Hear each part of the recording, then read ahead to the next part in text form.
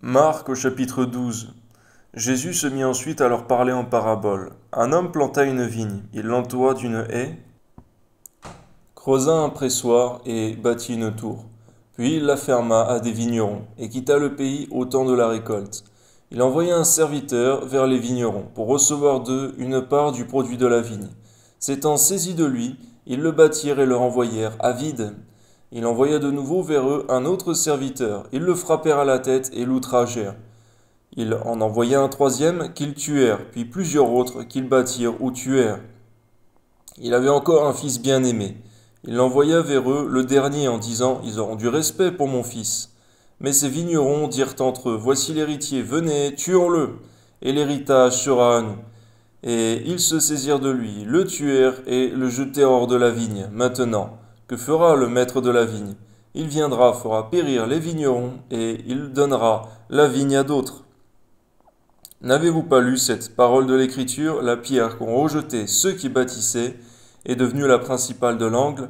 C'est par la volonté du Seigneur qu'elle est devenue, et c'est un prodige à nos yeux. Ils cherchaient à se saisir de lui, mais ils craignaient la foule. Ils avaient compris que c'était pour eux que Jésus avait dit cette parabole. Et ils le quittèrent et s'en allèrent. Ils envoyèrent auprès de Jésus quelques-uns des pharisiens et des hérodiens, afin de le surprendre par ses propres paroles. Et ils vinrent lui dire, Maître, nous savons que tu es vrai, et que tu ne t'inquiètes de personne, car tu ne regardes pas l'apparence des hommes et tu enseignes la voie de Dieu selon la vérité. Est-il permis ou non de payer le tribut à César? Devons-nous payer ou ne pas payer? Jésus, connaissant leur hypocrisie, leur répondit, Pourquoi me tentez-vous? Apportez-moi un denier afin que je le voie. Ils en apportèrent un et Jésus leur demanda, De qui sont cette effigie et cette inscription? De César, lui répondirent-ils. Alors il leur dit, Rendez à César ce qui est à César et à Dieu ce qui est à Dieu. Et ils furent à son égard dans l'étonnement. Les Sadducéens, qui disent qu'il n'y a point de résurrection, vinrent auprès de Jésus et lui firent cette question. Maître, voici ce que Moïse nous a prescrit. Si le frère de quelqu'un meurt et laisse une femme sans avoir d'enfant, son frère épousera sa veuve et suscitera une postérité à son frère. Or il y avait 7 frères. Le premier se maria et mourut, sans laisser de postérité. Le second prit la veuve pour femme et mourut sans laisser de postérité. Il en fut de même du troisième, et aucun des 7 ne laissa de postérité. Après eux tous, la femme mourut aussi. À la résurrection, duquel d'entre eux sera-t-elle la femme? Car les 7 l'ont eue pour femme. Jésus leur répondit, N'êtes-vous pas dans l'erreur parce que vous ne comprenez ni les Écritures ni la puissance de Dieu? Car à la résurrection des morts, les hommes ne prendront point de femmes, ni les femmes de mari, mais ils seront comme les anges dans les cieux. Pour ce qui est de la résurrection des morts, n'avez-vous pas lu, dans le livre de Moïse, ce que Dieu lui dit, à propos du buisson? Je suis le Dieu d'Abraham, le Dieu d'Isaac et le Dieu de Jacob. Dieu n'est pas le Dieu des morts, mais des vivants. Vous êtes grandement dans l'erreur.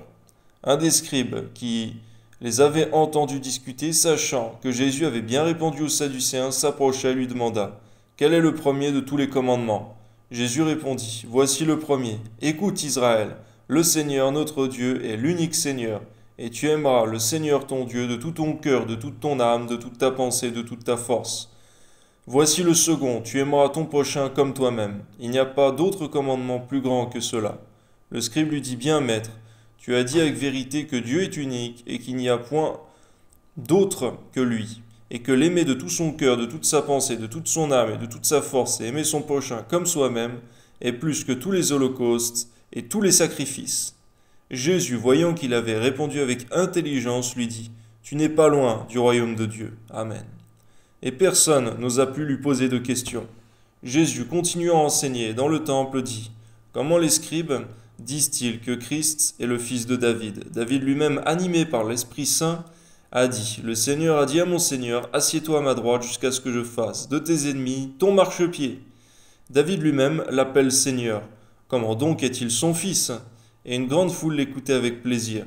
Il leur disait dans son enseignement, Gardez-vous des scribes qui aiment à se promener en robe longue et à être salués dans les places publiques, qui recherchent les premiers sièges dans les synagogues et les premières places dans les festins, qui dévorent les maisons des veuves et qui font, pour l'apparence, de longues prières. Donne-nous de ne pas être, Seigneur mon Dieu, des chrétiens d'apparence, Seigneur mon Dieu, des chrétiens qui t'adorent en esprit et en vérité. Amen. Ils seront jugés plus sévèrement. Jésus, s'étant assis vis-à-vis du tronc, regardait comment la foule y mettait de l'argent. Plusieurs riches mettaient beaucoup.